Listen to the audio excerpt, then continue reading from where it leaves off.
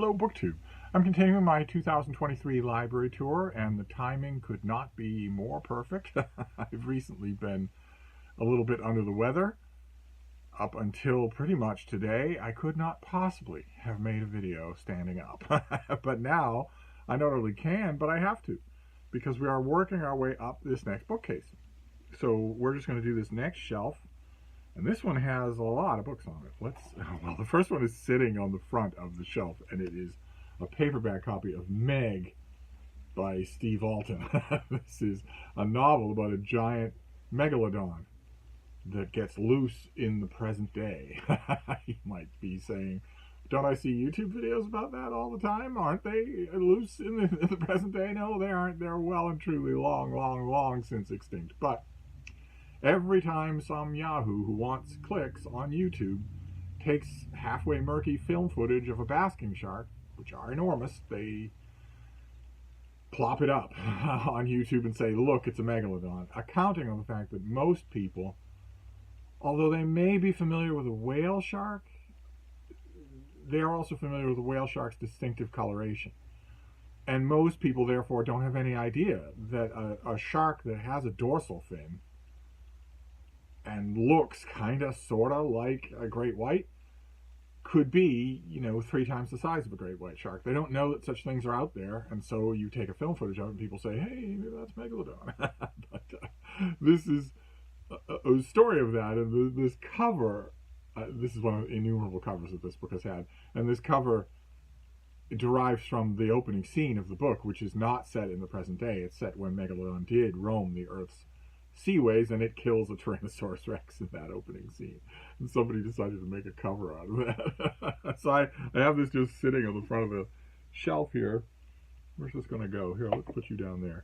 Then we've got Transwise books, which we haven't had in quite some time. Those are books that I put on top of the books on the shelf. So, okay, this first one is a Shambhala Library. This great copy of Joshua Slocum's Sailing Alone Around the World, which got to me in very rough shape. It was ripped all along the front, so I had to put tape over it to stop it from getting worse. Otherwise, I would never hunker, screw around with these Shambhala Library editions. They are so lovely. Isn't the built-in bookmark there? And this is one of the great classics. One of the, where are you going to go? Down there. One of the great classics of nautical lore. I think I've got a floor-to-ceiling bookcase here that's about yay wide, and it's got about 8 shelves on it. I think probably you could fill this bookshelf with the truly immortal classics of nautical literature. So I'm not talking about the in-the-weeds stuff. I'm talking about the big, immortal stuff. And Sailing Alone Around the World would be one of those things. Gypsy Moth Sails the World, Kon-Tiki. These things you'd have a crowded bookcase, but you wouldn't need more than one for those great classics of nautical literature. And this is one of them, and it's my favorite edition. Okay, then we have Robert Finch. This is The Primal Place. This is a hardcover. I must have found this. Where did I find this? It must have been the Brattle. I think I probably hauled this on this channel. This is, Robert Finch wrote about Cape Cod, which I'm sure you've all heard of. Cape Cod. If you look at the Commonwealth of Massachusetts, a state on the extreme eastern seaboard of the United States, it's a rectangle. It's the greatest state in the Union. It's also the greatest state in the history of states, as Boston is the greatest history in the history of cities. It's the greatest city in the history of cities. But the state is a rectangle out in the inbred hinterlands, but on the coast is all dotted and ragged, and there's a hook of land that extends out into the Atlantic, and that hook is Cape Cod, and it has drawn Robert Finch for decades. So he's written a lot of books on Cape Cod. I have them all. I don't think I have them all in one place, but I have them all. Then we have E.B. White. We met E.B. White's wife. We have now meet E.B. White. This is the Essays of E.B. White. It's a classic hardcover with the deckled edges there. These are once upon a time, they were famous. They aren't as famous as they once were. And there is one that is far more famous than the others. It was anthologized forever and ever. Once upon a time. It was called Once More to the Lake. It must be in here. Yeah, it's in here. It used to be just the text for even discussing an essay is. You would pull out Once More to the Lake and you would describe it and walk a class of undergraduates through it. So those are the Transwise books. Now we will deal with the books on shelves, and we'll try not to get too fat-headed because I'm going to run out of energy standing up here like this. I shouldn't sound like I'm, Bismarck overseeing a battlefield. Oh, okay. The first two are easy. The first two are the same. They are UK hardcovers of P.D. James. So we have Devices and Desires, probably her most famous book, in a UK hardcover. And we have The Murder Room. Wonderful, wonderful sort of cloistered study of murder. And I really love P.D. James. I really love this author, and I have sort of weirdly determined that I want this author in UK hardcovers. Nothing else. I don't want them in UK trade paperbacks, and I don't want them in American editions at all. I want this author in UK hardcovers. This is Faber and Faber. I know that that's insane. If I don't risk eBay, that's insane. The idea that I would come across all of these things at the Brattle in UK hardcovers is insane. I know that, but that's the form I want them in, especially Original Sin, which is my favorite P.D. James novel. I want that in a UK hardcover. I'm never going to be in the UK again in my life, so it's going to have to come to me. Nevertheless, I love the author, absolutely love the author. Got a chance to interview the author, but the interview ended up not running. It ended up not being usable. And I got a chance to review the author, which is great. I reviewed P.D. James. I also reviewed Ruth Rendell. And that's great, getting back into the reviewing game after being gone for so long. You have all these notches that you want. Okay, there are figures in the literary landscape now that I really want to be commissioned to write about at some point or other.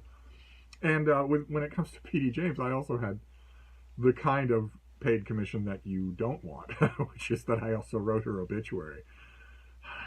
Those are the breaks. When you're a sexy 28-year-old, those are the breaks. Then we have the Oxford Book of English Ghost Stories. This is just so good. We've seen some other Oxford books. We saw the Oxford Book of Letters, and I think one or two others. This is one of the best ones they ever did. This is such a great ghost story collection. Oh my. Oh my. Doesn't put a foot wrong at all. Okay, then we have more Robert Finch. This is Common Ground. This is another Cape Cod book by the same author. Does this have original illustrations? It has one on the cover. No, just spot illustrations. But this one is more concerned with, a lot of his books are concerned with the nature of Cape Cod, the natural life of Cape Cod, which is fascinating, absolutely fascinating, and irrepressible. You might think now, especially if you know anything about the Cape now, the Cape is a vacation mecca. Millions of people go there every year for vacation. It's a mecca for the mega wealthy. And you might think, if that's the case, how much nature can there be? But no, there's lots of it. And it is persistent and also boisterous. So you don't have to look away for long before you've got something walking across your lawn. Oh, okay. This is another classic. This is so good. I should clean this up and put a cover on it. It's just going to get in worse shape as it sits here. It's got schmutz all over it, and that's not good. Because I will definitely reread this. This is by Traps Bryant, and this is his book, Dog Days at the White House. A series of anecdotes of his about being the kind of all-purpose dog guy at the White House for many, many people, for many, many presidents, but mainly for Lyndon Johnson, who adored his dogs. You can actually see a clip on that is a composite photo on the cover. That is not taking place in front of the White House.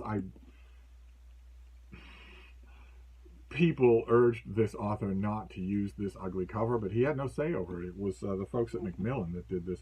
But fortunately, look at that. There's Gerald Ford. Whenever he was thinking, that's where his hand strayed. But this also has what I consider to be not only the greatest presidential dog photo, but also one of the greatest dog photos ever. And it is Johnson, who has a baleful reputation, well earned, well deserved as a baleful reputation. But he had a lot of dogs. He was very fond of them, but he had two dogs in particular, two beagles. Yes, there we go. This is just a wonderful, wonderful photo. That is the whole photo. That is him with his two beagles, him and her. And they went crazy when they saw him. Just crazy. And he went crazy when he saw them as well. They were pretty much the only people in his life that he didn't try to get anything out of. And that is just an amazing, amazing photo to me.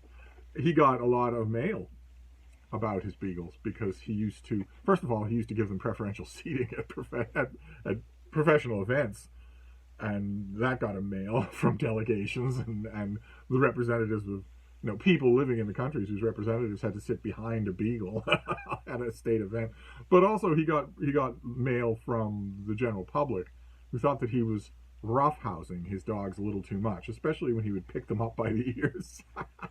People would send him, concerned parents and PTA and whatnot would send him letters saying that looks like animal cruelty.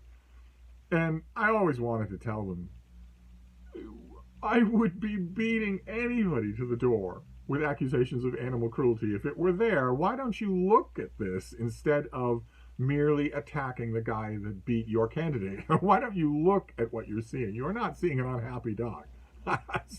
It's plain and simple. And you aren't seeing a dog who's been browbeaten psychologically into being okay with cruelty. You're seeing a dog who's happy. So don't complain. It takes all types. Anyway. Okay, this next one is a big anthology. This I've mentioned many times so far, and it's only been a few shows. Imagine how endless this whole thing is going to seem when we're in summer and still not done.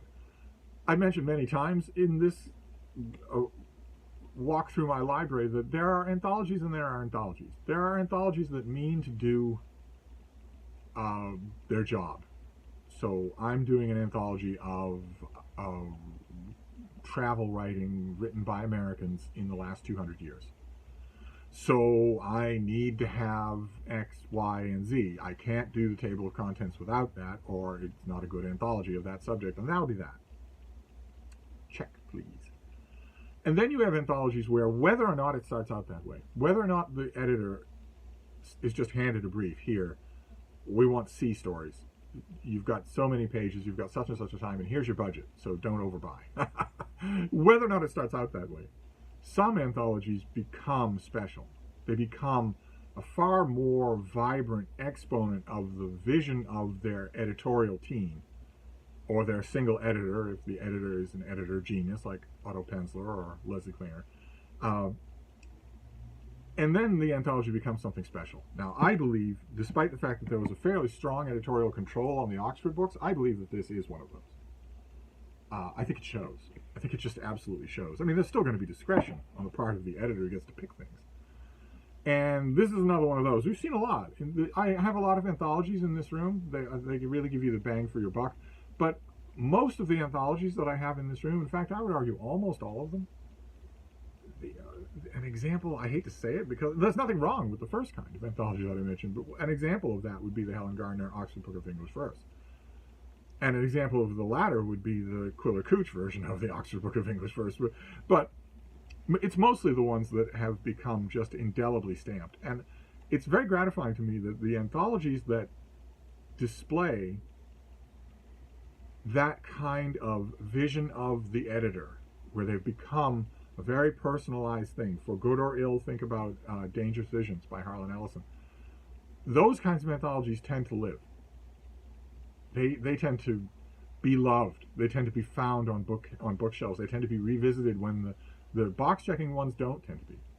And this is a prime example of what I'm talking about. This is Philip Lopate. This is The Art of the Personal Essay. Big, oversized, decal-edged hardcover of essays. Now, this is just brilliant. One of the great essay collections of all time. I can't recommend it strongly enough. I've given it away many, many times. Every time I find a copy that's in relatively good shape, I get it so that I'll have a copy to give to somebody. I don't do that anymore. I try not to do that anymore. I try not to buy speculative gifts. That is just insane. That is just insane. It's. I told myself in like the early 2010s that no more speculative gifts. If you know somebody, if you see a double of something that you have and you know somebody who wants it, then get it. But don't get it thinking you might know somebody down the line who wants it. And that resolve held for a while, but BookTube has made that resolve much more difficult because you're all out there. And a lot of you live in the United States, so you're within reach of my postal system. And you're always changing, and we're always looking for new things to read. All of us are. And we're always talking with each other, which sparks interest. So now I see a book and I think, my immediate thought is, I don't know anybody right now who wants that, so I'm not going to get it. I'm not just going to mindlessly accumulate doubles. And then my second thought right after that is, but somebody might ask you, somebody might see it and want a copy, and there are plenty of people that you know through BookTube now who live in book deserts, don't have any kind of access to used books at all. They're at the mercy of thrift books or sites like that, or, God forbid, eBay, where, half the people who are selling things are flat out lying about what they're selling you. I sympathize with that completely. And I'm here to help, right? Because I'm not in a book desert. So, nevertheless, I don't have any extra copies of The Art of the Personal Essay right now. Although, if I found a trade paperback of The Art of the Personal Essay, I might grab it for myself. The Art of the Personal Essay in trade paperback has the deckle edges, and it has French flaps. It's a floppy binding. It's a really nice production. Okay, then we have, this is Michael Capuzzo. And this is his book, Close to Shore. And this is the story of a series of 1916 shark attacks on the Jersey Shore that were the ultimate inspiration for Jaws. Because it was one shark, more or less. But as far as we know, it was one shark that just kept hanging around, attacking people. And that attacked them not only off the shore, but also up a river, up the Matterhorn Creek. People relatively far away from the ocean were attacked by this same animal. We think the same animal, and it was notorious. There were all kinds of news stories about it and whatnot. And there were a couple. This came out in the early 2000s, I think, 2001, and right around the same time, I think in the same year, probably in the same month. A much longer book called 12 Days of Terror also came out on the same subject. And it's really good. It's far more historical. This is far more of a breathless narrative. Boy, oh boy, you won't put this down. It is an amazing shark story. Okay, then we have, yeah, I thought so. You're going to have a pub sheet in you. Very few things in this room have pub sheets in them. Although this thing has a pub sheet from before we were talking to each other. This was from May of 2016. No, that wasn't before. We might have. Did I haul this on this channel? I can't imagine that I did. This is David Anthony Durham, and this is The Risen, a novel of Spartacus that for some reason I really loved. I never really all that much liked anything else by this author, and Spartacus books tend to bore me.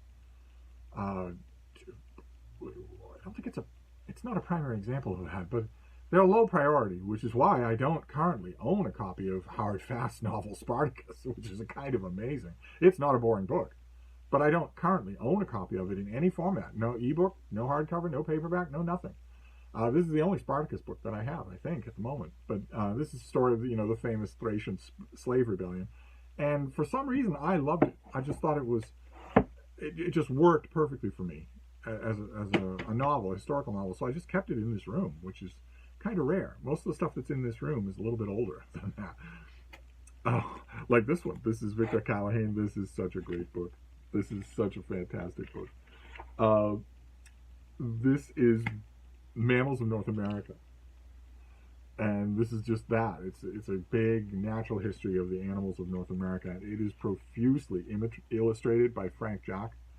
There are all kinds of illustrations all throughout here. Look, there's a raccoon down at the water. How lovely that is. Just lovely. Let me get you another one here. Oh, God. All right. Well, there's a grizzly bear. And these are, this is, this is Frank Jock. This is That's all throughout. There's a Colombian ground squirrel. There are no color insets in here at all. There's a gray squirrel. There are no color insets in here at all. It's just these illustrations and then descriptions. And the descriptions give you the Linnaean classification of every animal, and then the author will describe what they are, where they are, what they do, what's notable about them. And he liberally sprinkles throughout the book all sorts of anecdotes about these animals that are just wonderful. It's such a fantastic book. I mean, this is the kind of thing, an old nature guide, never going to come back into print. No one knows about this or cares about it, but it is thoroughly delightful. And I had it forever and ever in a naked hardcover, I think, that was falling apart, just falling to pieces. And then I found this at the Brattle in 2017 with the dust jacket, with a covering on it. Gift, pure gift. Then we have, okay, great. This is a novel from 1979. This is by someone we've seen already on this library tour. James Goldman, the author of The Lion in Winter, wrote a novel called Myself as Witness, a historical novel about King John, the son of Henry II and Eleanor of Aquitaine, who are the stars of The Lion in Winter. And in The Lion in Winter, he is a squalid, pimply, pathetic thing. he's just 16. He can't help the pimples. But in this book, he is king, and he is a squalid Nixonian figure.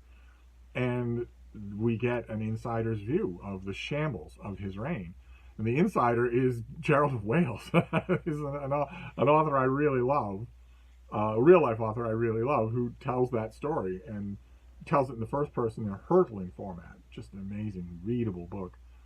I love it. As far as historical fiction goes, I just think it's fantastic.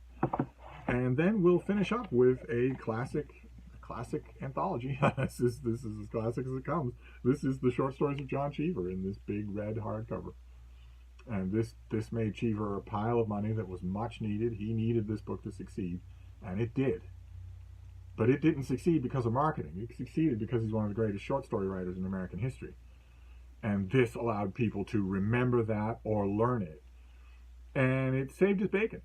He needed this book to do well, and it did. And then, as sort of a reward that the gods sometimes give to patient a-holes, when the mass market paperback came out, also crucially designed exactly like this. A little mass market paperback, bright red, no folderol, no decoration, just a red mass market paperback, The Complete Stories of John Cheever.